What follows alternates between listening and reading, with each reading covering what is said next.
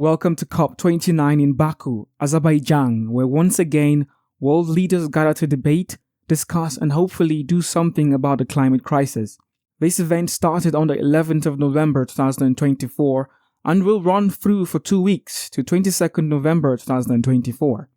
Africa has rolled up its sleeves, calling on wealthy nations and fossil fuel giants to dig deep into their profits and pay up. Why? Because African countries, which contribute the least to climate change, continue to suffer the most from its effects. Africa's demands for COP29 are as straightforward as they are urgent. The continent's leaders aren't asking for a favor, they're demanding justice.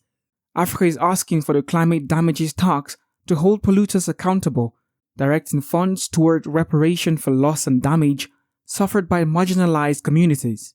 After all, the fossil fuel industry rakes in more profits each year than it would take to fund climate resilience effort worldwide. And while African economies are forecasted to lose up to 15% of GDP by 2030 due to climate impacts, fossil fuel subsidies keep rising. The question is, why is the world pouring more money into drilling and pollution rather than the solutions?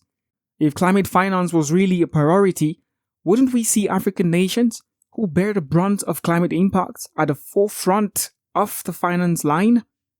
African leaders call for a new collective qualified goal, an initiative to significantly ramp up climate finance for developing nations, particularly in Africa. This sounds promising in theory, but the reality check is bleak. We've seen these goals pop up at previous COPs, only to be left as empty promises. Sure, it sounds nice scaling up climate finance to meet nationally determined contributions, supporting African nations against severe droughts, floods, and food insecurity. But what's the point if world leaders discuss ambitious goals in air-conditioned halls while African countries are literally feeling the heat? Here is the irony. Africa holds an estimated 40% of the world's solar potential. Yet the continent receives a mere 2% of global renewable energy investments. Imagine having a gold mine and not being able to buy a shovel. Fossil fuels are outdated, so why are we still so dependent on them? Africa could lead a renewable energy charge, creating 3 to 5 times more jobs than fossil fuels do. But as long as fossil fuel companies keep winning the financial race, Africa's renewable energy dreams might stay just that, dreams. Several analysts are warning against COP29 turning into yet another platform for empty promises, promoting false solutions and greenwashing. Africa is tired of grand statements with no follow-throughs. The continent needs more than lip service. It needs a clear, committed plan. In the midst of this financial and environmental tug-of-war, Africa is taking matters into its own hands with programs like African Clean Cooking Program. This initiative, under the African Union, aims to increase access to clean cooking solutions, cutting emissions, improving public health, and fostering innovation in cooking technologies.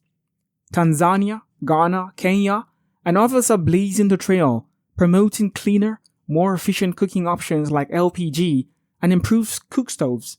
This is not just a climate action, it's a health mission.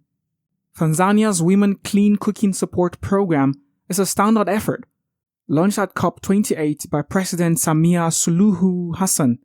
This initiative recognizes that women often bear the burden of household cooking and energy challenges, making it gender inclusive by design.